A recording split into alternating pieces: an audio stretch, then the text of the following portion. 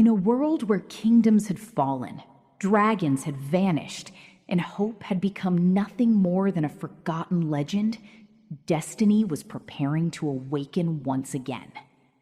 King Noxus had lost everything. Years of endless war had reduced his once glorious kingdom to ashes. His children were gone. His people lived in fear. And every victory had come at the cost of unbearable sacrifice. Then, without warning, a mysterious blind prophet named Malachar appeared before the king. When asked why he had returned after all these years, his answer was simple: because fate called me today. The king refused to believe in fate. He had seen too much pain to trust in prophecies or miracles. But Malachar had witnessed terrifying visions. Kingdoms consumed by fire, rivers flowing with blood, dragons falling from the heavens, and beyond all the darkness, 4 lights rising to challenge the coming evil. He warned the king that an ancient shadow, believed to exist only in forgotten legends, had begun to awaken once more. This time, it was reaching toward their kingdom. Back at the palace, King Noxus immediately strengthened the royal guard. Every gate was sealed. Every entrance was watched. Whatever was coming, he would face it before it reached his people. Even Queen Seraphine sensed that something far greater than war was approaching. Yet the greatest mystery wasn't the prophecy. It was Malachar himself.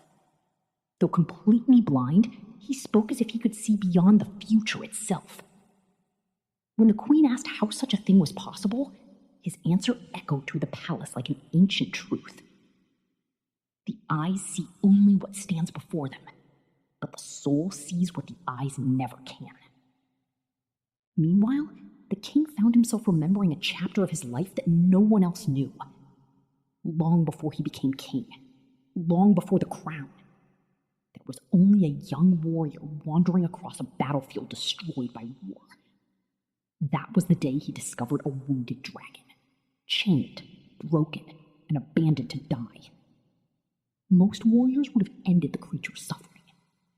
But Noxus saw something different. Not a monster, a soul searching for freedom. He removed its chains, healed its wounds, shared his food, and stayed beside it until it could stand again.